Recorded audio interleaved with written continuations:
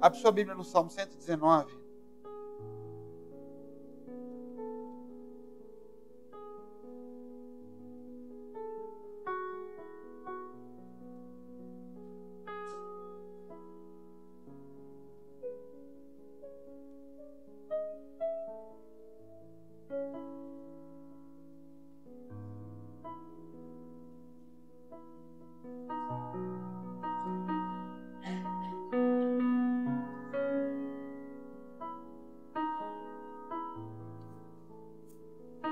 Antes, só um texto, lê antes que está grifado na minha Bíblia aqui, 118, versículo 18. Não tem nada a ver com a mensagem, tá, gente? Mas lê. O Senhor castigou-me muito, mas não me matou. Quando você acha que Deus não, que a dor não vem dele? Salmo 119, versículo 1. Bem-aventurados que trilham caminhos retos e andam na lei do Senhor. Bem-aventurados que guardam os seus testemunhos e o buscam de todo o coração, e não praticam iniquidade, mas andam nos seus caminhos. Tu ordenaste os teus mandamentos para que diligentemente os observássemos. Tomara que os meus caminhos sejam dirigidos de maneira a poder observar todos os seus mandamentos. Então eu não ficarei confundido, atentando eu para todos os seus mandamentos. Louvar-te-ei com retidão de coração, quando tiver aprendido os seus juízos. Observarei os seus estatutos, não me desampares totalmente. Como purificará o jovem o seu caminho, observando conforme a tua palavra. De todo o meu coração te busquei, não me deixe desviar de todos os teus mandamentos. Escondi a tua palavra no meu coração, para eu não pecar contra ti. Vai para o versículo 105 agora.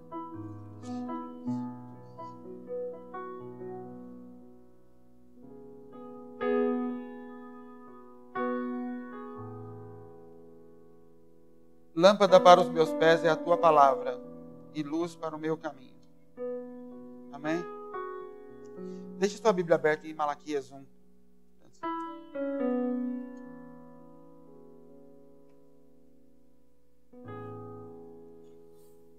Essa semana, desde o começo da semana, Deus começou a falar comigo sobre a importância de não só da obediência, a gente já falou bastante sobre isso aqui, mas sobre se apegar na palavra dele. E a palavra dele, eu não estou falando da Bíblia, e a Bíblia é a palavra dele, mas do que sai da boca dele. Não existe, querido, às vezes a gente pega Deus e traz Deus para a nossa vida como um acréscimo na nossa vida. A gente pega ele, engata Deus na nossa vida, para que a partir de agora eu tenha um acessório. Então eu potencializei minha vida. Eu vim para Deus porque eu tinha problemas, porque eu entendi que faltava alguma coisa, e aí eu grudei Deus do lado e dei um up na minha vida. Então agora a minha vida tem solução para alguns problemas, ela tem mais força em algumas áreas. Enfim, ele vem para melhorar algo, e não tem nada a ver com isso andar com Deus. Nada. Por mais que você tenha ouvido isso a vida inteira, não tem nada a ver com isso. Andar com Deus é não ter mais vida. É permitir que Cristo viva dentro de você, que Ele use o seu corpo, que Ele use sua mente. Quando Paulo fala que nós devemos completar as aflições de Cristo, é disso que ele está falando, para que Cristo continue vivendo. Então todos aqueles versículos de Cristo vive em mim, não é só figura de linguagem, é verdade. Porque se Cristo estivesse aqui, ele ia sair daqui para abraçar alguém. Então ele está aqui, e aí ele vai através de mim e abraça alguém. Se Cristo estivesse aqui em corpo, ele ia cuidar do pobre, da viúva, de todo mundo que você viu ele cuidando. Então o que ele fala é: me deixa fazer isso através de você. Eu não te chamei para agregar a sua vida, eu te chamei para você perder a sua vida. Por isso que ele diz: quem perder a sua vida vai encontrá-la. Mas é perder, não é arrumar ela. Não é dar um jeitinho nela, deixá-la mais bonita, satisfazer os seus desejos. Não tem nada a ver com isso. Só que para isso, a primeira coisa no caminhar com Deus, que acontece quando eu entrego essa vida e jogo, é falar: tá, o que eu faço agora então? Porque antes, quando eu cheguei na igreja e me entreguei para Jesus, o caminho era: eu já tenho um trabalho, eu já tenho os relacionamentos, eu já tenho toda a estrutura de vida. Então eu pego Deus agora e começo a colocar Ele nessa estrutura. Os meus horários agora são adaptados para Deus. O meu jeito de falar agora é adaptado para Ele. Quando eu vou jogar bola, eu não dou mais chute. Eu vou incluindo Deus em coisas. Mas quando eu entendo que não é isso, e que eu tenho que parar a minha vida e falar, tá, eu parei tudo, e agora? Aí eu começo a andar na palavra dele. A palavra rema dele. O que é a palavra rema? Uma palavra direta, que é para você. Então, por exemplo, quando Pedro recebeu aquela palavra de vem para andar em cima das águas, primeiro que ele não falou, eu vou pela fé. Ele falou, me chama para ir. Então, manda que eu vá. Ou seja, dê uma palavra. E aí Pedro andou em cima daquela palavra. Se os outros discípulos fossem, eles iam afundar. E aquela palavra não era para eles, era para Pedro. Por isso você pode ter toda a fé do mundo. Você vai afundar se pisar na água. Porque isso é palavra rema. É para você. Não é qualquer um que pode acordar de manhã com a fé de Abraão e falar, eu vou largar tudo e vou para uma terra que Deus mandou você ir. Primeira coisa, o correto é eu parar tudo e falar, o que eu faço então? Deus acabou de me lembrar instintivamente, foi o que eu fiz quando Ele me chamou. Eu não sabia o que fazer, falei, vamos orar. Eu comecei a orar toda sexta-feira à noite. Depois de meses Ele foi revelando, agora vai fazer isso, agora vai fazer aquilo. Porque sem essa palavra, eu vou estar andando em cima do que eu quero. E por mais que você possa dizer, mas melhorou sim as coisas, eu acredito que existe uma coisa chamada misericórdia. Mas misericórdia não cumpre propósito. Morte cumpre propósito. Deus, com misericórdia de Jesus, ele falou, não precisa morrer não, que dor, não tinha cumprido propósito nenhum. Misericórdia sustenta. O mundo não é consumido por misericórdia, mas isso não cumpre propósito. Então, a primeira coisa é entender isso. Eu tenho uma palavra. O que é a minha vida? Ou eu peguei a minha vida, botei Deus perto e trouxe Deus para dentro dela, e aí eu vou andando e pedindo para Deus ir melhorando e abençoando. Isso nunca muda. Só que para sequer eu pedir essa palavra, para eu chegar ao ponto de pedir a palavra, antes eu preciso entregar tudo. Eu preciso estar disposto a entregar tudo. Porque quando essas palavras começarem a vir, elas vão começar a tirar coisas de mim. A palavra que Deus dá de propósito para você, ela nunca vai ser para te dar algo, vai ser para tirar primeiro. Quando Deus revela destino, é só uma bandeira que Ele fincou para você sempre olhar para ela quando tiver medo. Então, quando Ele fala para não, você vai ser pai de nações, Ele fincou uma bandeira longe. Falou, quando você tiver medo, olha para lá. Eu falei aquilo e eu vou cumprir. Mas agora, comece a entregar. Sai de onde você está e vai embora. Porque é em cima dessa entrega que as coisas começam a ser construídas. O maior problema, na verdade, eu não sei nem se é o maior, mas é porque em todas as etapas que você vai passando desse caminhar com Deus, você vai encontrar algumas dificuldades que são muito difíceis de você romper. Se é difícil inicialmente de você entregar, o viver dessa palavra depois também é muito difícil. Porque o viver dessa palavra é viver só daquilo que sai da boca de Deus. Então, quando a Bíblia fala, nem só de pão viverá o homem, mas de toda a palavra que vier da boca de Deus. O que ela está dizendo? O que vai te sustentar na caminhada, e por isso ela fala de pão, não é só o pão. Não é só disso que você vai viver, mas de toda a palavra que sair da boca dele. E toda a palavra que sair sai daqui, muda para lá. Tá bom. Agora você vai construir isso. Tá bom. Agora você vai abandonar isso. Agora você vai se mudar para outro lugar. Toda a palavra que sair. A prova, na verdade, é o tempo entre uma palavra e outra. O tempo de silêncio. Isso é o que prova o coração. Porque uma coisa é Deus todo dia te falando algo. Vira para cá, vira para lá, vai para frente, vai para trás. E a gente gosta disso, é por isso que muitos correm atrás dos profetas. Bate na porta do profeta o tempo todo. Por quê? Porque eu quero saber o que fazer. Ansiedade. A prova, na verdade, é em pegar aquela palavra que ele falou e fica sentado nela. E aí Deus fica 5 anos sem falar. Sim, mas ele me falou para vir até aqui, é para eu ficar aqui. E se ele não falou mais nada, é só isso, é só para eu ficar parado aqui. A ansiedade começa a gerar palavras dentro de você. Começa a fazer com que a gente comece a construir caminhos e direções que Deus não abriu a boca para falar. E por ansiedade você começa a construir com cara de Deus. Não, é de Deus, é de Deus. Deus quer me abençoar, Deus quer fazer. Está na hora de casar, está na hora disso, está na hora daquilo, porque é de Deus. Tem cara de Deus. Você não vive do que tem cara de Deus, do que Deus já fez. Você vive do que Ele fala. Nem só de pão viverá o homem, mas de toda a obra de Deus, mas de toda a promessa de Deus, mas de toda a palavra de Deus. A dificuldade é se mover só em cima do que Ele falar. E na hora da dor e da dificuldade, buscar uma palavra dEle e não uma solução. O livro de Malaquias, diferente até dos outros profetas todos, Deus está falando com sacerdotes.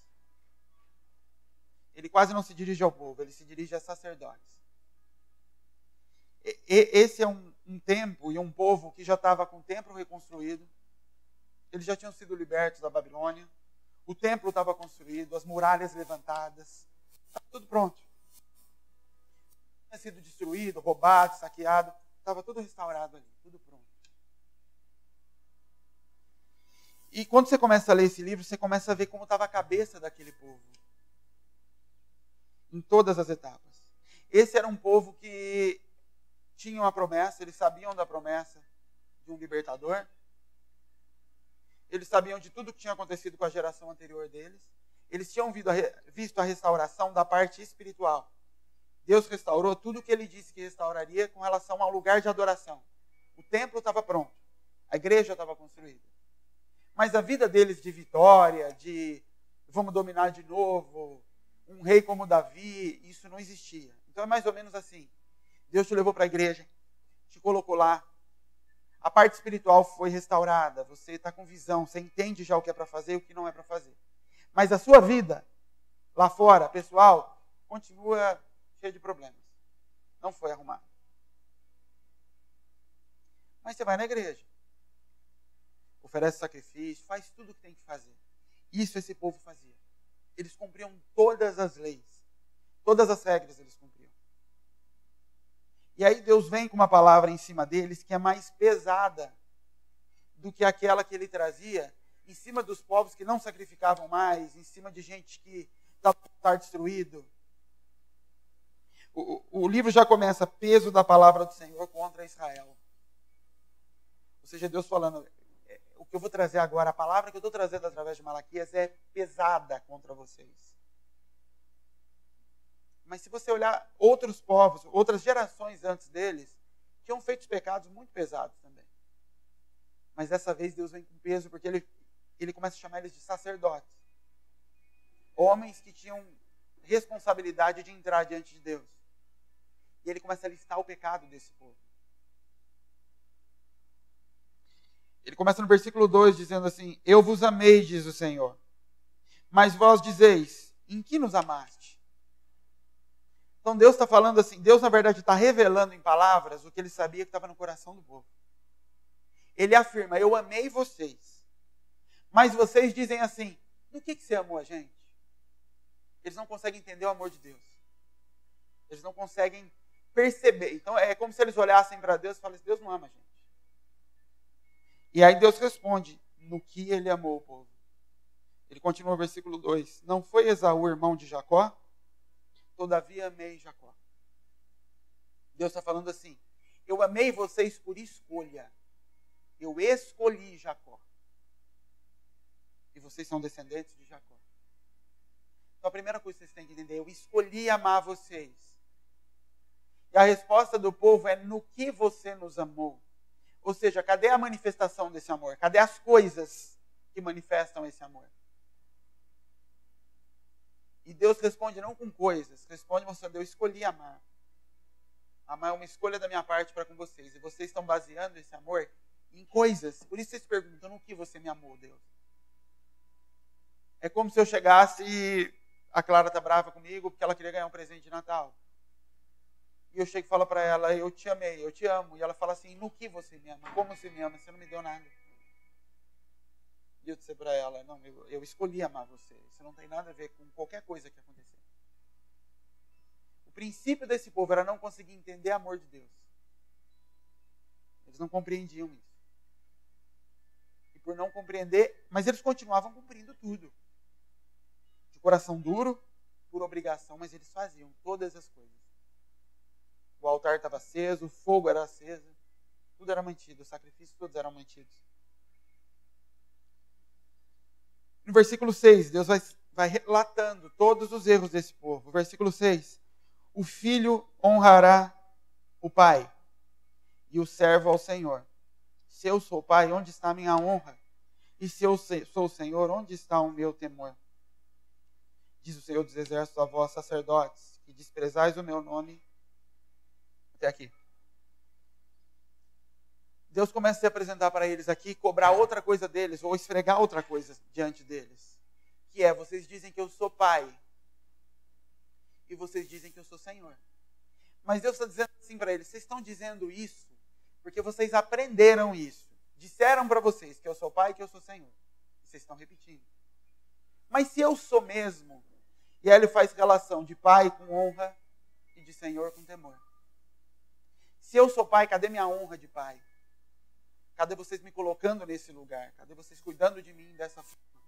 E se eu sou Senhor, onde está o respeito? Onde está o temor com relação a esse senhorio? Chamavam Deus de pai e Deus de Senhor. Eles cumpriam todas as ordenanças. De forma hipócrita, de forma da boca para fora, mas eles faziam. E Deus começa a bater de frente com eles. E sempre que Deus confronta, ele termina falando, mas um dia, todos vão ver isso. Meu nome vai ser engrandecido um dia. É a promessa que Deus estava fazendo já dos gentios, de tudo que ia acontecer depois de Cristo. E ele continua, versículo 7. Final do 6. Em que desprezamos o teu nome? Deus já revela a pergunta dele.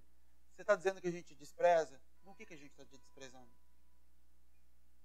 Versículo 7. Ofereceis sobre o altar pão imundo.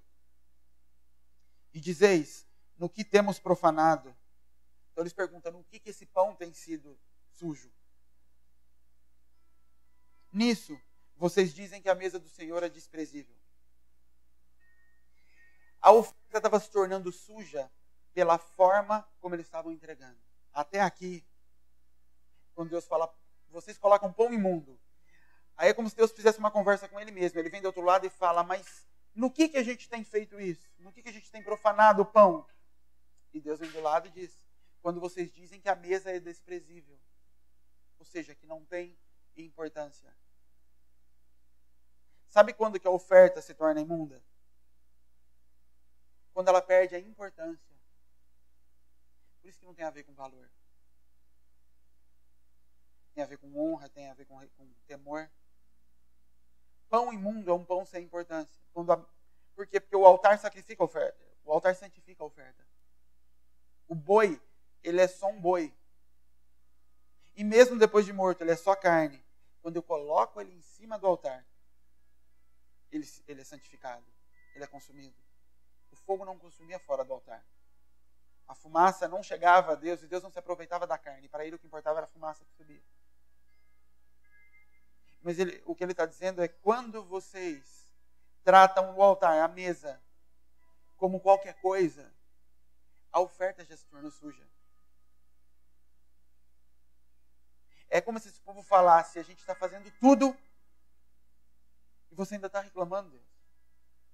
Desde o começo do livro. Deus vai discorrendo de como esse povo já era maduro, já sabia fazer as coisas, mas perdeu a noção de importância, de valor daquilo que estava fazendo para Deus. E Deus continua. E aí quando Deus fala de honra, e ele continua falando no texto, ele compara, por acaso se você levar essa mesma oferta, e aí ele começa a falar da oferta que é dada, não mais da mesa. Versículo 8. Porque quando trazeis animal cego para sacrificar, não faz mal? E não é uma pergunta, não faz mal. É as pessoas afirmando, não faz mal, não tem problema. E quando ofereceis o coxo ou o inferno, não faz mal. Ora, apresenta ao teu príncipe, ele vai se agradar de ti? Ou ele vai aceitar a tua pessoa? O que Deus estava comparando para eles é para pensar no que vocês estão fazendo. Vocês estão dizendo que estão me honrando, que estão me honrando como pai, me respeitando como Senhor, mas vocês trazem coisas para mim e acham que não tem problema. Então vocês falam, não tem problema não. Gente, vou falar uma coisa, que eu prego pouquíssimo sobre oferta, mas não é porque não é importante. Porque na verdade tem tanta importância quanto louvor. Tem tanta importância quanto palavra. Porque Deus estabeleceu, ponto. Mas ela tem tanta importância quanto tudo.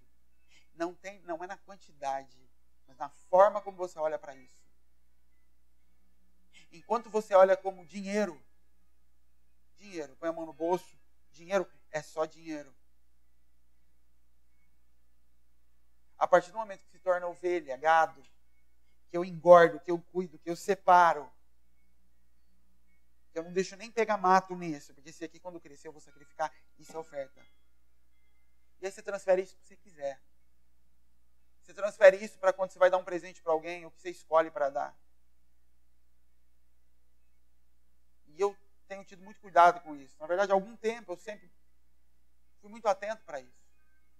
Para até na hora de dar um presente para alguém, escolher, pensando naquela pessoa. Sabe quando você vai comprar um presente? Fala, tem que dar um presente. Aí você passa em algum lugar e fala, dá uma camiseta. E pega. E dá, você deu. Mas você não honrou. Mas você entregou. Era aniversário, você deu alguma coisa. Você já ganhou algo que você pegou na mão e falou, não tem nada a ver comigo esse negócio. Se é de um desconhecido, você até entende. Mas se é de alguém que você conhece, você fala, tá, ele me deu alguma coisa, mas ele não pensou em mim. Ele deu. É diferente quando você gasta tempo para lembrar quem é a pessoa, como ela é. Eu tenho certeza que ela vai gostar disso. Eu gostaria de ganhar isso aqui. Eu sei que ela vai gostar disso aqui. Isso é a relação de oferta com Deus. Isso vai muito além de colocar alguma coisa aqui dentro. Isso vai sobre sacrifícios que você sabe que agradam o coração de Deus. Sejam ele financeiros, sejam ele com algo que você vai tirar do seu guarda-roupa para dar para alguém. Sejam ele com um tempo de jejum, de oração, que você vai separar algo precioso para dar para ele, escolhido a dedo para ele, ninguém toca. Esse povo tinha perdido isso totalmente. E é esse texto que Deus começa a falar a respeito disso. Só que para esse povo isso já tinha tornado um peso tão grande, o ter que fazer. Olha o versículo 12. Mas vós o profanais, ele está falando do altar. Quando dizeis, a mesa do Senhor é impura, e o seu produto e sua comida desprezível. Entenda, esse povo não falava isso com a boca. Era como Deus via o coração deles. Vocês colocam coisa impura em cima da mesa, então vocês estão dizendo que minha mesa é impura. Vocês tratam de qualquer jeito, então vocês estão dizendo que não tem importância. Versículo 13. E dizeis, eis aqui, que canseira. O povo cumpria todo o sacrifício, levava, picava o boi, jogava lá e falava, nossa, ainda bem que acabou. Era isso que eles faziam. Eles achavam que estava tudo certo. E o texto continua, e Deus vai falando sobre sacerdotes, sobre esse mandamento ser especificamente para sacerdotes. Entenda que você é sacerdote hoje. Nós somos reis e sacerdotes. E ele começa a narrar, eu não vou ler todo o texto, mas ele começa a falar a respeito das festas que eles faziam, de que eu não aceito mais as festas de vocês, porque elas estão todas contaminadas. E o coração de vocês já está muito longe. E Deus fala para eles que eu vou amaldiçoar a bênção de vocês. Versículo 2. Capítulo 2, versículo 2. Lê a partir do 1. E agora, sacerdotes, esse mandamento vos toca a vós, ou seja, para vocês. Se não ouvirdes esse mandamento e não propuserdes no vosso coração dar honra ao meu nome, diz o Senhor dos Exércitos, enviarei maldição contra vós e amaldiçoarei as vossas bênçãos. E já as tenho amaldiçoado, porque vós não colocaste isso no seu coração. O que é amaldiçoar uma bênção? A bênção que eles tinham, ou seja, a palavra que dirigia aquela nação, era a bênção de Abraão. A bênção de Abraão é: você vai se multiplicar, você vai ocupar a terra, seus filhos vão povoar o mundo inteiro e vão dominar sobre a terra. Deus está falando assim: eu tenho já amaldiçoado essa palavra. E por que isso? Porque vós não colocam esse mandamento no coração. Porque vocês estão vivendo só no cumprimento das coisas, mas o coração de vocês está longe de mim. Eles faziam tudo. Templo restaurado, muralhas levantadas, não tinha mais aquela perseguição do lado de fora. Nessa época aqui, o Império Romano ainda não tinha sobre eles o peso que tinha na época de Cristo. O Império Romano, na verdade, não tinha toda a força que tinha lá na frente, não era aquele império todo. E sabe por que esse povo chegou nesse ponto? Porque esse povo não ouvia a voz de Deus. E não ouvia, não estou dizendo não ouvia com relação a não obedecia. Esse povo não tinha uma nova palavra de Deus. Eles estavam andando em cima de uma palavra antiga. E eles se cansaram de andar em cima dessa palavra. Não tinha nada novo. Então eles continuavam obedecendo tudo que Deus tinha pedido lá atrás, mas aquilo já estava se tornando cansativo para eles. Eles não conseguiam encontrar alegria naquilo, só o mandamento. E aí eles foram cansando e relaxando. Mas não deixavam de fazer porque era mandamento. E aquilo começou a se tornar maldição para eles. Por isso que em cada ponto que Deus vai confrontá-los, o chamado de Deus é: vocês estão fazendo, mas estão fazendo de forma suja. Vocês estão fazendo, mas o coração de vocês está longe de mim. Vocês estão fazendo, mas pararam de me honrar. Então vocês trazem um presente, mas quando eu abro ele, não tem honra nenhuma. É como se você quisesse me dar um presente e você trouxesse para mim uma regata. Eu vou abrir e falar: para quem você comprou isso aqui? Para mim não foi. Já me viu? Não é minha cara. Isso aqui não tem a ver comigo. Você falar: cumprir a oferta. Tá aí, pai, honrei. Tá bom. Se você acha que é isso. Mas isso, na verdade, só evidencia o quanto você não se importa. Sabe quando tem um texto aqui em Malaquias 2? Malaquias 1, versículo 10. Quem há também entre vós que fecha as portas e não acenda à toa o fogo do altar? Eu não tenho prazer em vocês, diz o Senhor, nem aceitarei da vossa mão a oblação. O que Deus está falando? Era melhor que não tivesse acendido. Porque vocês acendem isso, falam que é para mim, mas vocês só evidenciam desprezo quando fazem isso. Era melhor não fazer. Deus é mais humano do que a gente pensa. Na verdade, a gente é mais divino do que pensa. Mas o fato é que é muito parecido. E a incapacidade que a gente tem, às vezes, de trazer Deus no nosso plano, de se relacionar com Ele como se relaciona com um amigo, faz com que a gente ache que Ele não liga.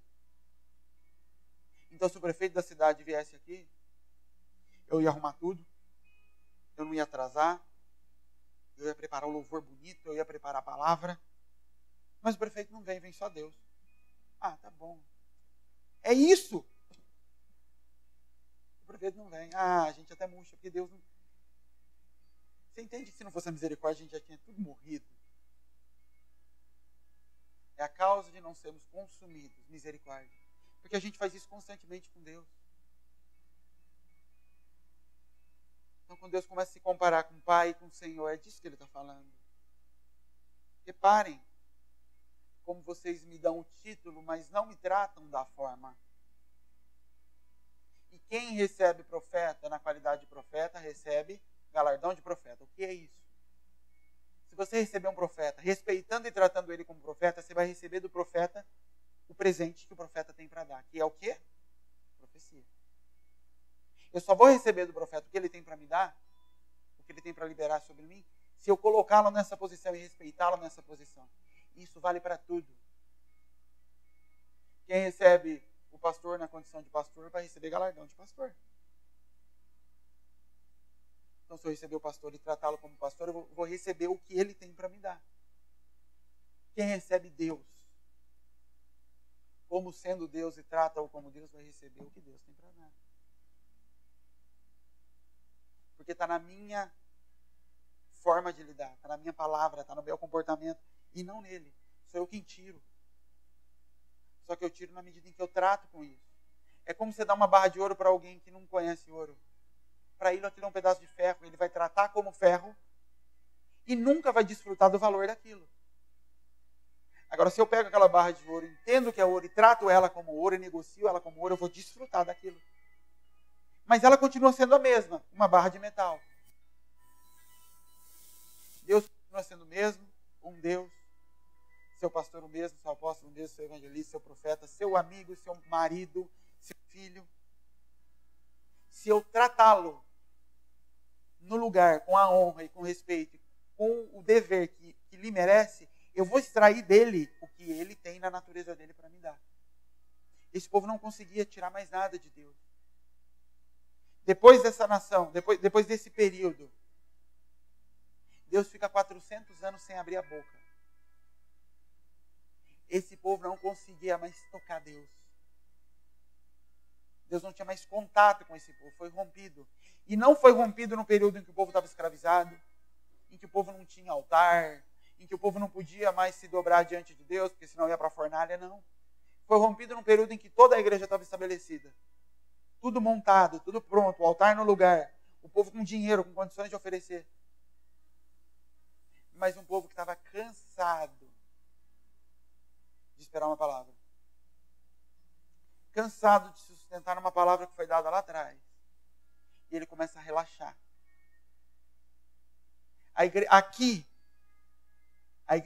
Os erros, a hipocrisia é institucionalizada na igreja. Antes disso, é como se você lesse e fosse muito evidente as coisas. O povo em pecado, totalmente entregue ao pecado. O povo distante de Deus, altar quebrado. 2 altares espalhados. Altar na cidade que não era para ter. Rei casando com quem não era para casar. Era tudo bagunçado. Aqui não, aqui a religião estava estabelecida. Toda a doutrina estabelecida. Tudo muito certinho, que é para fazer o que pode e o que não pode. Mas a hipocrisia se estabeleceu como instituição aqui. Dentro da igreja. E você vê esses 400 anos, o quanto isso endureceu no coração do povo, é quando você entra nos evangelhos e vê como estava a igreja. Anás e Caifás, 2 sumos sacerdotes vendidos para Roma, explorando o próprio povo, amassando, roubando o próprio povo. A religião tinha ganhado força quando você chega lá no evangelho. Mas começou aqui. Com o povo que foi perdendo a sensibilidade da motivação das coisas que estava fazendo para Deus. Do porquê estava fazendo. E Deus vem com peso em cima deles. É como se Deus falasse, isso é pior do que o resto. Porque é melhor um pecador com chance de arrependimento do que alguém que acha que é santo. Do que alguém que acha que está fazendo certo. Porque quando eu acho que eu estou fazendo certo, eu não tenho nem o despertar. Porque já se tornou iniquidade. O que é iniquidade? Um erro que se torna comum. Então eu minto em pequenas coisas. E é comum. É natural. Eu falei pro rapaz que eu passei lá ontem, mas ele não estava. É mentira. É tão pequeno, mas o problema maior não é nem o falar. É o isso não te incomodar. Isso não acendeu uma luz de, meu Deus, eu menti, me perdoa. Isso acontece comigo. Falando às vezes com os clientes, falam, nossa, eu te liguei. Eu falo, eu não liguei, me perdoa, Deus. Não liguei. Não vou fazer isso, em nome de Jesus. Eu preciso me atentar. Para nessas horas de reação, eu não ceder para... Enquanto isso estiver acontecendo, é bom. Quer dizer que o Espírito Santo está lá. O problema é quando isso se torna comum, parte da sua natureza. Não tem problema. Iniquidade. Institucionalizar o pecado dentro da minha vida. E o problema dessa iniquidade, de institucionalizar isso, é porque quando isso acontece, quando a iniquidade chega, é porque o Espírito Santo já se calou. A Bíblia diz que o Espírito Santo fala por 2, por 3 vezes, depois ele escala. Ou seja, ele avisa por um tempo. Esses 400 anos de silêncio foi Deus falando de todas as formas. E quando chega em Malaquias, ele vai direto do peito deles. E começa a falar ponto por ponto do erro desse povo. E mesmo assim esse povo resolve continuar. Deus sai e fala, continue.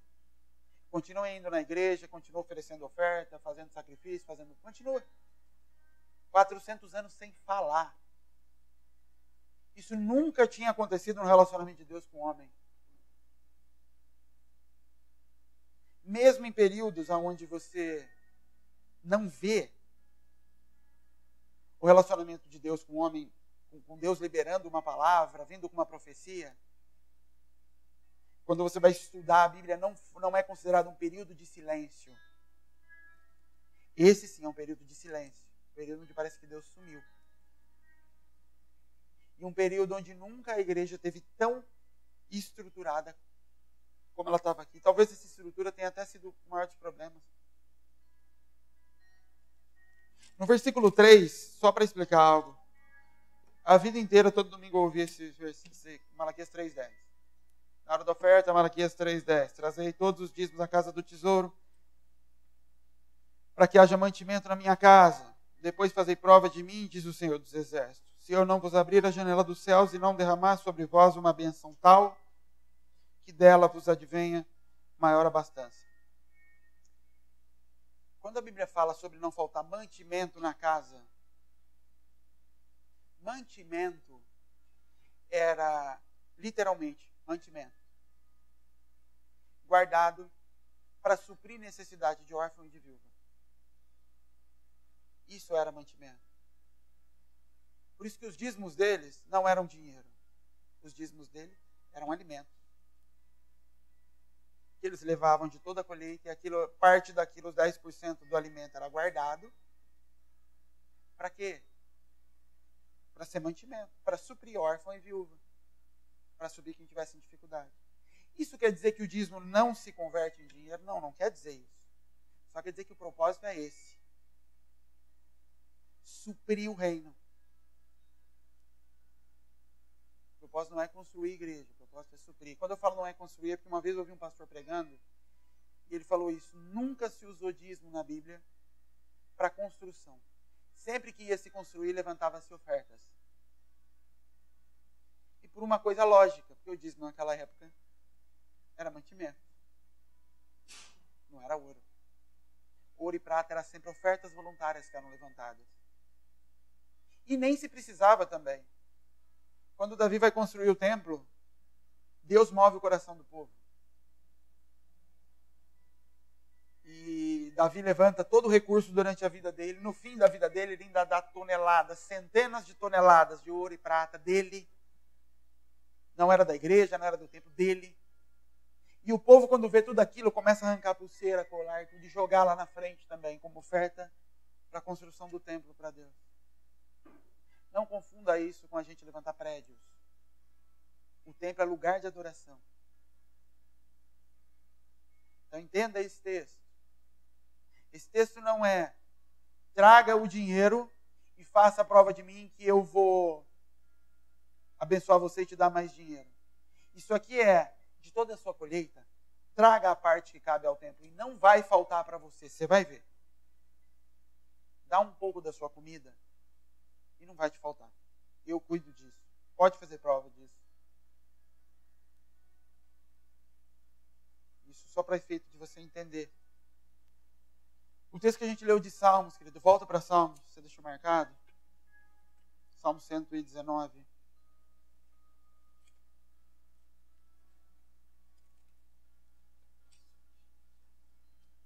Versículo 105.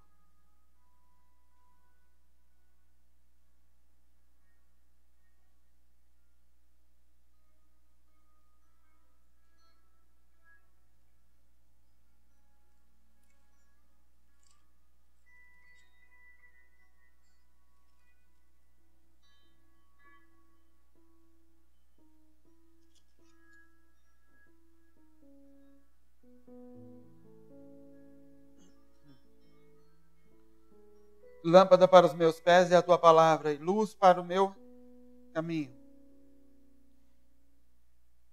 Quando Davi escreveu isso, e aí se foi Davi, se não foi, é outra história.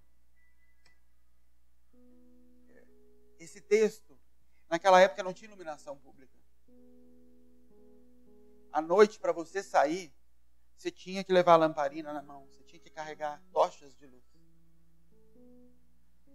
Quando ele fala sobre esse texto, o que ele está dizendo é: o que ilumina para onde eu vou andar, o que abre o caminho para onde eu vou andar, ou seja, a lâmpada para os pés, que é aquilo que ilumina o caminho onde eu vou pisar. E aquilo que ilumina a direção que eu estou indo, que abre caminho aqui em cima e embaixo, é a tua palavra. Ou seja, o que Davi está dizendo? Eu não ando sem a tua palavra. O que abre o caminho, o que mostra qual é o caminho e a direção, é a tua palavra. É aquilo que o Senhor me fala. E se eu não tiver luz? Não ando. Não tem como. E se você já morou em roça, já morou em lugares escuros, a não ser que tenha a lua muito forte no céu, você não consegue. Você não consegue ver para onde você está indo. Você tem um buraco na sua frente. A maioria dos tombos que você toma, andando com Deus, é porque você escolheu ir por caminhos que Deus não disse que era para ir. Você precisa entender, querido, que não é assim, você vai e Deus vem atrás.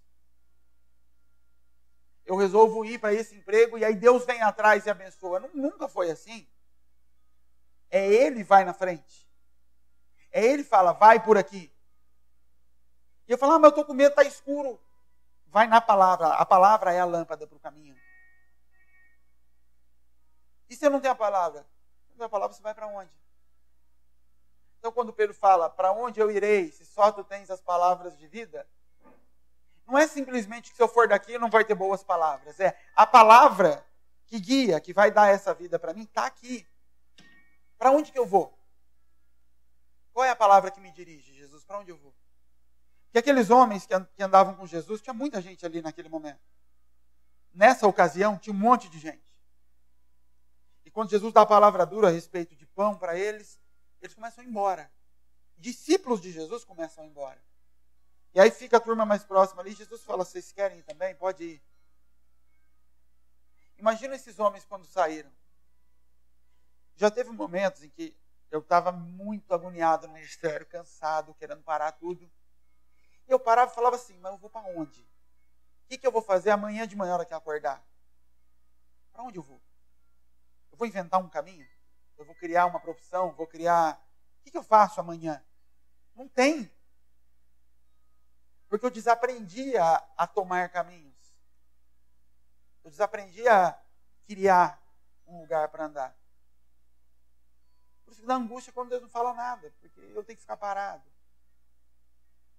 Isso é o que Pedro está falando. Pedro está falando para Deus, mas o que eu faço se eu sair daqui? Eu vou para onde? Porque eu já descobri que essa palavra, que é a luz para o meu caminho, que mostra essa direção, está aqui, está na sua boca, Jesus. Aqueles homens que saíram, o que eles estavam dizendo é, vamos criar o nosso caminho. E o mundo anda em trevas. O que é isso? Pessoas andando no escuro, sem saber para onde estão indo. Andando sem direção. Walking Dead, os mortos zumbi andando, batendo na parede, vai para lá, para cá. E clamando para que Deus venha atrás. Venha atrás de mim, vem me aparar. Vem me pegar nesses tombos. E às vezes Deus pega por causa da misericórdia, não por causa do propósito. Porque não é você que estabelece o propósito. Ah, meu propósito é esse emprego, e em nome de Jesus ele vai me abençoar, porque é justo ele abençoar meu emprego. Não sei se é. E Pedro então fala assim, não, vou ficar pescando e Deus vai me abençoar em nome de Jesus. Não, o que eu tenho que ser não é pesca. Então a primeira coisa é, Pedro, sai daí. Mas para isso você tem que estar disposto a isso. Para começar a ouvir o que ele quer. Porque enquanto você continuar chamando ele para vir atrás dos seus sonhos, você já começou errado. vem atrás abençoar esse trabalho, vem atrás abençoar. Deus fala, é para você matar tudo isso. Você nem sabe se isso é para você. Você está arrastando algo que você, sua família, seus pais planejaram e construíram para você. Mas o que te protege, Salmo 18:30 que a gente leu. A palavra de Deus é escudo. Ela não só é lâmpada, mas ela me protege. Por isso que quando eu confesso a palavra de Deus, isso tem poder no mundo espiritual. Só que eu não confesso a que eu quero. Eu confesso aquelas que são para mim. Não adianta eu chegar na beirada do muro e confessar que Jericó caiu e eu vou dar 7 voltas e falar, o problema é seu, você vai confessar o que você quiser, essa palavra não é para você. Agora eu posso confessar que Ele está comigo todos os dias. Então quando eu estiver sozinho, o diabo estiver vindo para cima e falando, você é um coitado, você não vale nada, ninguém te ama, e você vai confessar aquela palavra. O Senhor falou que estaria comigo todos os dias, até a consumação do século. E essa palavra se torna escudo nesse momento, para me proteger dessas coisas que Satanás lança. Mas essa palavra também só tem efeito se ela tiver fé. Por isso que fé é o escudo, lá em Efésios, na couraça, na armadura. Mas tudo é baseado na palavra que eu recebi de Deus. Você já recebeu a palavra de Deus? Se não recebeu, você tem que parar tudo. Porque senão isso aqui para você pode até ser legal, você pode passar a vida inteira, vir para o culto de domingo. Mas vai ser só um calmante natural. Um lugar que eu vou, volto em paz, volto tão bem para casa. Nossa, me faz tão bem. Eu conheço coisa que faz muito mais bem do que isso aqui. Pode te relaxar, tem os meninos que conhecem mais que outra. Você não precisa disso aqui. Isso se torna só emocional. Porque só tem efeito quando é construído em cima de uma palavra. E pode ser que a palavra para a sua vida seja, você vai continuar trabalhando, você vai ter uma vida normal, como todo mundo. E dentro disso eu vou te usar assim, assim, assim. E conforme você começa a andar nessa palavra, Deus começa a revelar seu ministério. Que vai ser exercido, seja dentro da sua casa ou do outro lado do mundo. Mas Ele começa a revelar isso para você. Mas é a palavra. É naquilo que Ele liberou para você. E não com Ele vindo atrás. Porque quando essa palavra começa a perder força, começa a se enfraquecer, isso começa a gerar cansaço. O manter posição começa a ser cansativo. E quando eu estou cansado, eu começo a ceder. Abraão, cansado de esperar. Olha Agar. E a história toda, se deita contra a mulher, faz outro filho por cansaço. Por desânimo. Em cima de uma palavra. Que moveu eles até ali. A palavra de Deus te protege. Em cada detalhe. A maioria das coisas que eu falo para alguns quando eu estou conversando, eu não sei. Mesmo na hora, eu não sei que aquilo é algo inspirado por Deus. Às vezes eu falo para uns, não vale não, fica aqui. Eu não sei que aquilo é inspirado por Deus. Passa 2, 3 dias, acontece alguma coisa, eu falo, era Deus. Por isso que a palavra protege. O problema é quando eu começo a racionalizar essa palavra. Ah, mas se eu for, se eu não for... Você quer ver uma coisa prática? Helena, Clara, fala para elas, filha, não fica lá embaixo até tal hora. Você já ouviu falar assim? Quando mãe fala, ouve, porque sempre dá errado. Mas na racionalidade você não consegue explicar isso. Por que sempre dá? Porque é coincidência? Não. Porque a manifestação de pai sobre a vida de um filho é a manifestação de Deus. E essas mães e pais, às vezes, elas estão sem saber, profetizando sobre a vida dos filhos. Sobe antes da luz apagar. Ela está profetizando algo. Porque ela representa Deus. O pai representa Deus dentro de casa. E Deus se manifesta através da boca desse pai. O problema é quando o filho quer racionalizar. Mas, se eu fizer assim, não vai dar problema. E aí acontece. Aí você fala, nossa, é coincidência. Não é coincidência. Não é sexto sentido. É manifestação de Deus na vida de pai e mãe. O que é o sabedoria, então? É quando Deus fala em Provérbios, filho, atente-se ao mandamento de seu pai e ao ensinamento de sua mãe. Amarra-os ao pescoço. Ele não está falando de Deus, atente-se ao de Deus. Ele fala do seu pai e da sua mãe. Por quê? Porque quando eles abrem a boca, sou eu me manifestando através deles. Então, quando ele falar para você, dorme do outro lado, acho que seria melhor. Você quer racionalizar? Você até pode. Você tem razão para isso. É uma escolha sua. Ou você pode receber o pai na qualidade de pai para receber galardão do pai. Sabe quais os filhos que normalmente mais recebem herança do pai? Os que mais se parecem com o pai. Olha para famílias. Procure famílias. Você vai ver que os filhos que normalmente se beneficiam mais da benevolência do pai, quando eu falo da benevolência, não é só da intimidade, que também é real, mas que beneficiam dos bens, da herança, daquilo que o pai tem para deixar, é aquele que mais se parece com ele. Se parece mesmo. E não se parece porque nasceu assim, se parece pela convivência. Porque escolheu ter como modelo. E aí quando ele é criança, ele quer pôr a roupa do pai. E quando ele é adolescente, ele descobre que ele já é gente, ele quer fugir do pai. Mas quando aquela crise passa, ele volta e ele começa a se vestir igual ao pai. Sabe quando a gente brinca com o sapato do Caio? Olha o sapato do pai dele.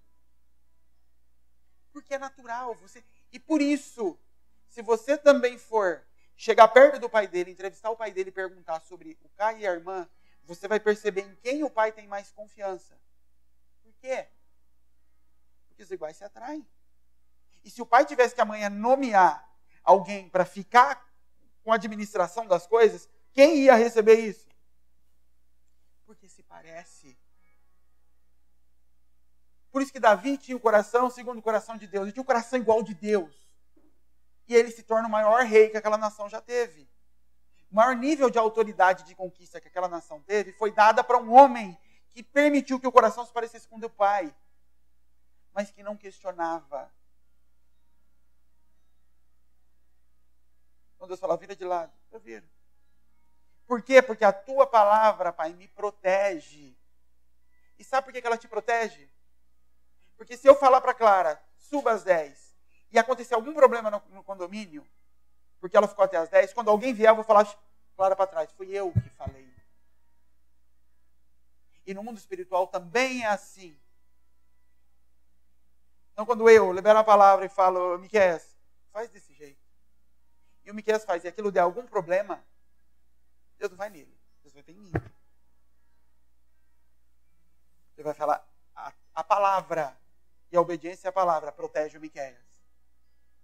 Ele está debaixo de proteção. Ele não pode ser tocado por ter ouvido a palavra. Mas ele pode ser tocado amanhã por ter recebido uma palavra e não seguiu, porque achou que era bobagem, não tinha nada a ver com o espiritual, não tem nada a ver com Deus. E ele tem um problema com aquilo. Ele falou assim, a palavra te protege.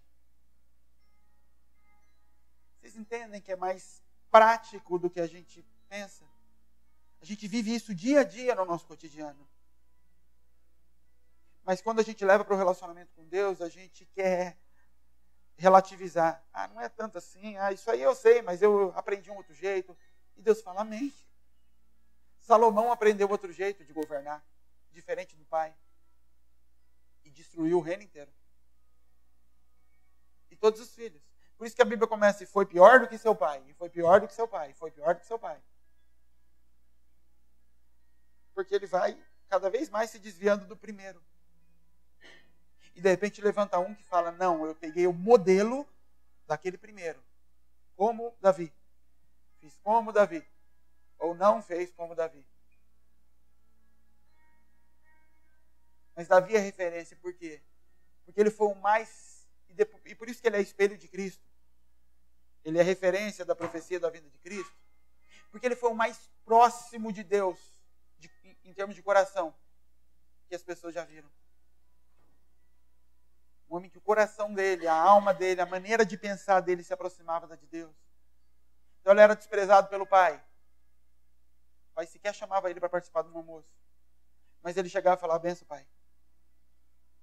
Os irmãos dele iam para a guerra e por isso eles eram valorizados. Ele ficava lá um coitado. Aí o pai dele fala, pega aí amendoim e queijo, vai levar para os seus irmãos. E ele vai. Ele honra o pai dele como pai. Depois ele honra Saul como rei.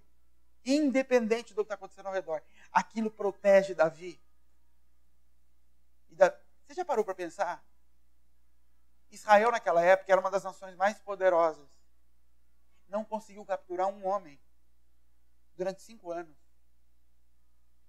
Um dos exércitos mais poderosos não conseguiu pegar um homem que ficava rodeando. Ele não fugia para longe. A gente lê tantas vezes essas histórias que às vezes a gente perde a sensibilidade do quanto Deus guardou ele. E Deus não guardou ele levando para longe, guardou ele segurando ele na palavra. Você vai ser rei desse lugar. Mas se eu ficar aqui eu vou morrer. A palavra te protege. A palavra te guarda. O problema é quando você quer criar uma nova palavra, porque aquela está demorando para acontecer. Ou quando você perde valor em princípios estabelecidos por Deus. Aí esse filho fica velho. E quando a herança dele é muito menor que a dos outros, ele vai brigar com o pai. Ah, eu sou teu filho também, você não deixou nada para mim. Você está brigando por um direito que você acha que tem, por descendência. Mas não buscou se parecer com o pai. Isso vale para Deus. Você batendo na porta de Deus para pedir o que Ele tem que te dar porque você é filho. E não buscando se parecer com Ele. Se você se parecer com seu pai, naturalmente, a herança vai passar para você. E vai passar porque Ele vai sentir segurança de que você vai dar continuidade. Eu vivia isso com funcionário. Não adianta. Chegava funcionário para fazer entrevista e o cara vinha cheio de brinco. Eu olhava e falava, não. Porque isso é preconceituoso? Não, porque esse cara vai conversar com o meu cliente. E se ele não for uma extensão de mim nesse tratamento, eu não quero. Porque esse lugar me reflete, ele tem que ser uma extensão de quem eu sou. E se ele não for, ele pode ser o melhor funcionário do mundo, mas ele não serve para o propósito.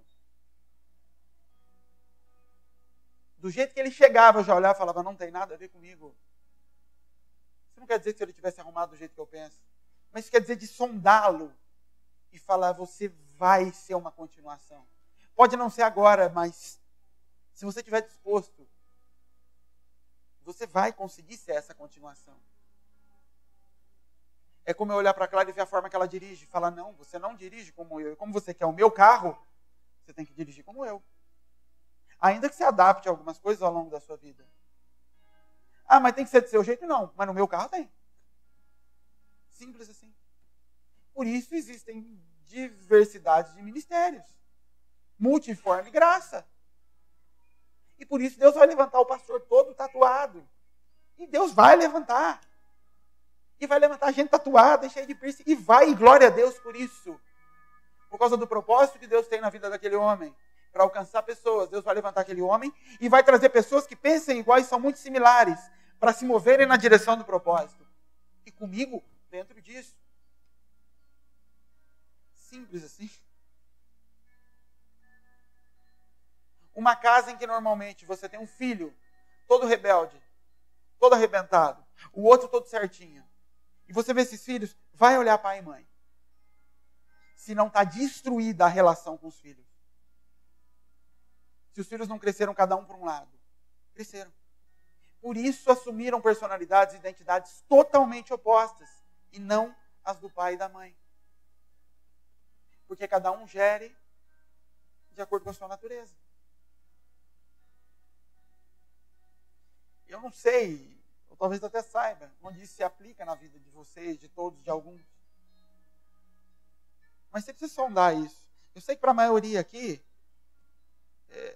talvez o cuidado com as coisas de Deus, da gente não permitir que algumas coisas comecem a se desgastar e a gente falar, ai que canseira, na hora de oferecer. Questão de oferta e de dízimo é algo que a gente tem que sondar nosso coração quase que uma vez por mês. Como eu estou fazendo isso? Com que coração eu estou fazendo isso? Porque assim para a gente perder. E para de repente eu estar fazendo de qualquer forma. Eu estar chegando aqui, lembrando aqui, oh meu Deus. Ou eu passar o mês inteiro e falar, Senhor, você sabe que eu estou sem dinheiro, não tenho nada. Você fala, amém, filho, eu sei. E você está ajudando. Mas sem parar para preparar algo para Deus. Oferta não tem a ver só com dinheiro. Oferta tem a ver com entrega. A entrega, às vezes, é olhar para o seu guarda-roupa e falar, eu vou dar uma camisa minha para alguém.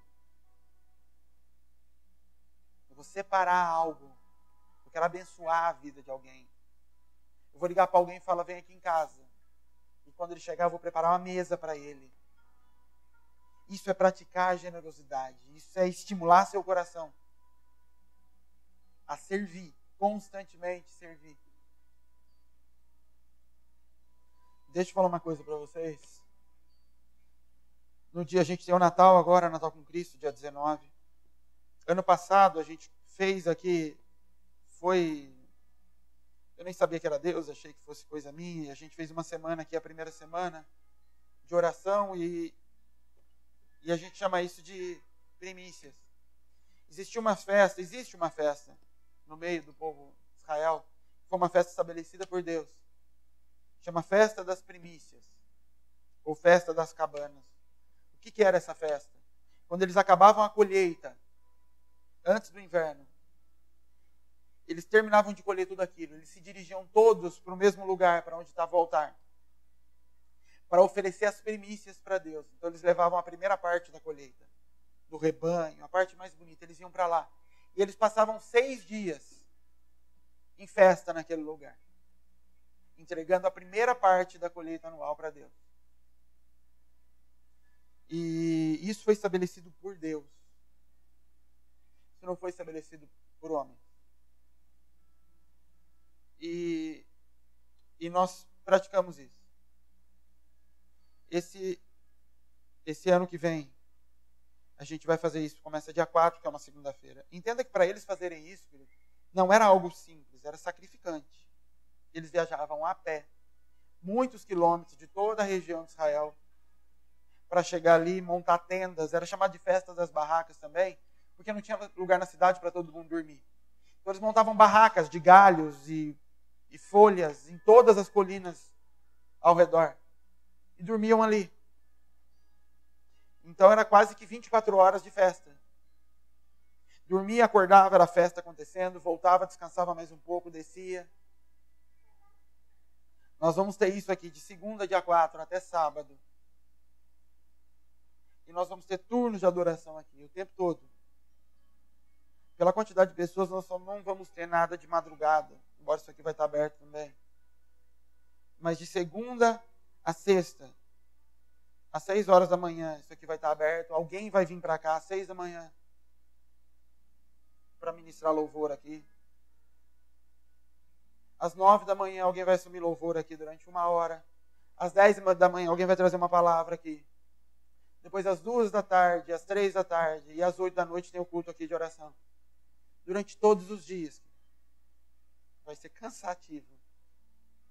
Como era para aquele povo. Mas era bom. Como foi bom sempre que a gente fez algo aqui. Eu sei que a maioria trabalha, não se pese com isso. Mas se você tiver como se programar para esse dia eu tenho uma folga, eu não vou, eu vou passar o dia lá em oração, em busca, faz isso. Se prepare para ofertar, e não é para ofertar só aqui. É se prepare para presentear a Deus, para presentear pessoas. São dias de dar tempo, de pegar aquele tênis que você tem e falar, eu vou dar para tal pessoa isso aqui. Eu ouvi tal pessoa comentando outro dia que gosta muito disso, que queria ter. Eu quero fazer isso. São dias de entregar, não só os seus dias, de se entregar, de se colocar em segundo lugar, de rasgar. Todas as vezes em que nós fizemos isso aqui, nas primícias, depois nós fizemos no aniversário do ministério, a gente viu coisas sobrenaturais acontecendo aqui. A gente viu Deus se movendo de uma forma, não só no visível, mas a forma como Deus liberou ministérios aqui, a forma como Deus curou pessoas aqui dentro, liberou dons aqui, nesses dias de entrega intensa em que a gente ficou aqui. Esses quartos vão estar abertos, eu vou tentar dormir aqui alguns dias, ficar aqui, sem ir embora daqui. Jejum, você sabe que é básico. Tente jejuar o que você conseguir.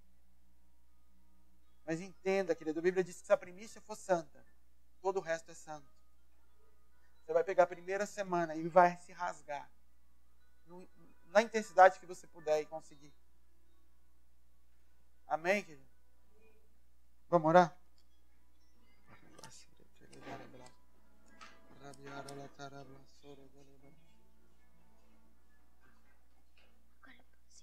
Ceia hoje. Um pouquinho, tá?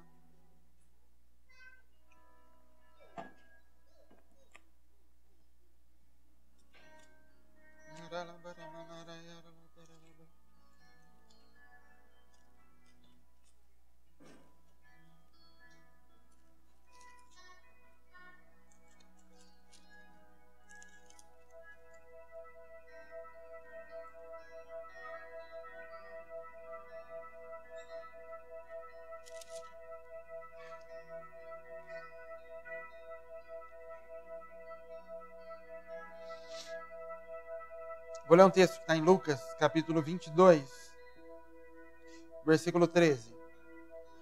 Diz assim: indo eles, acharam como lhes havia sido dito, e prepararam a Páscoa. E chegada a hora, pôs-se à mesa, e com ele os 12 apóstolos.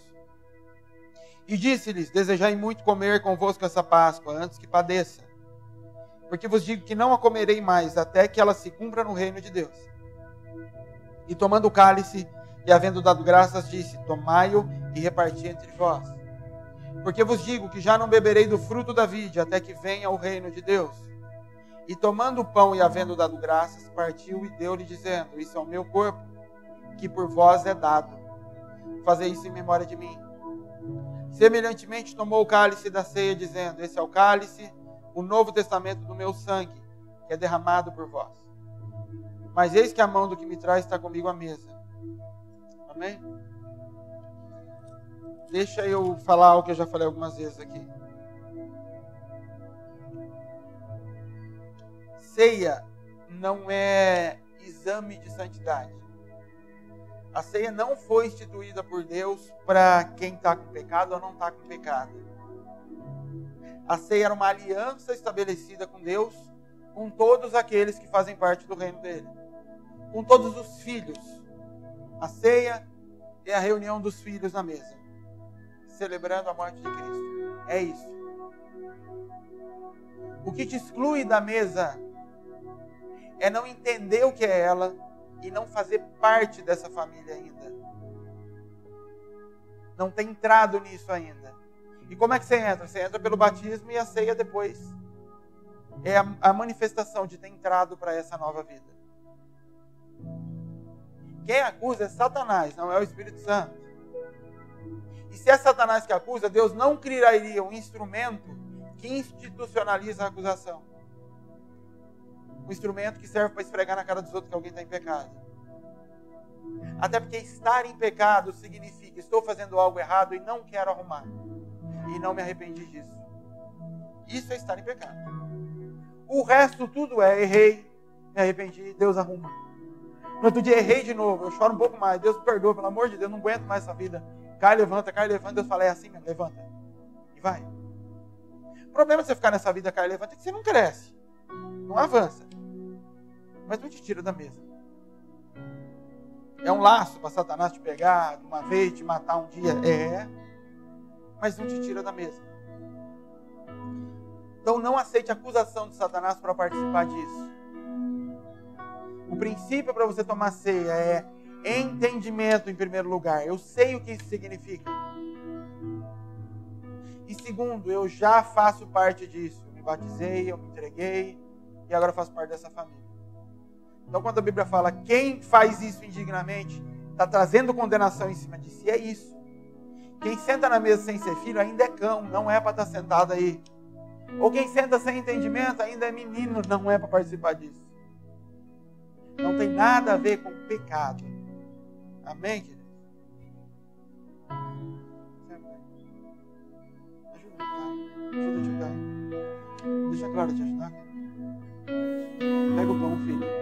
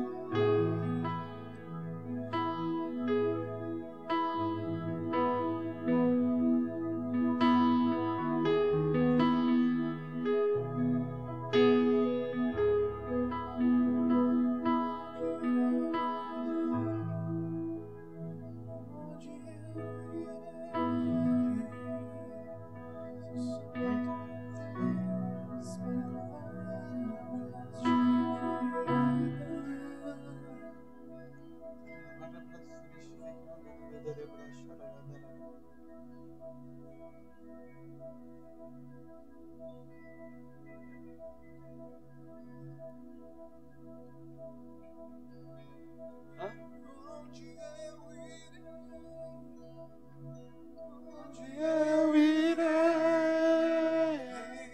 se só tu tens as palavras. Onde eu irei, onde eu irei, se só tu tens as palavras de vida.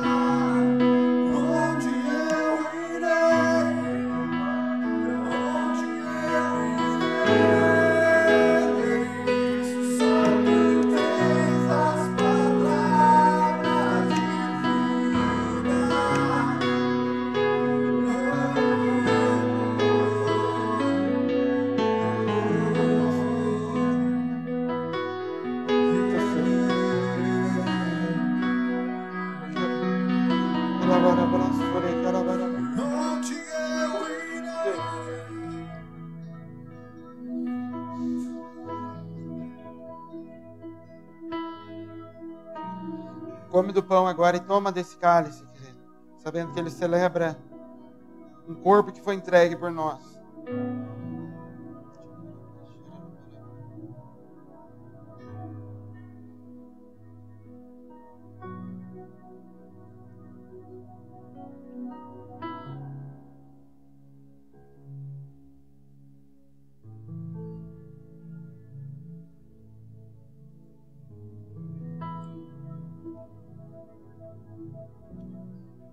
Pai, nós te agradecemos por esse dia, Senhor, pela tua mesa, Pai.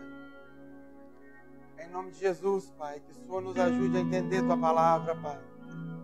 A nos atentarmos, Deus, para a nossa maneira de conduzir nossa vida, os caminhos que a gente tem seguido, Pai.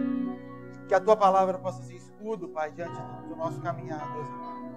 Que tua palavra possa ser lâmpada, Senhor, para que a gente possa pisar naquilo que o Senhor estabeleceu para cada um de nós, Pai. Em nome de Jesus, guarda-nos, Senhor. Livre o nosso coração, Senhor, amado, de caminhos enganosos, Pai. Em nome do Senhor Jesus, Pai, que nós oramos e te agradecemos, Deus. Amém.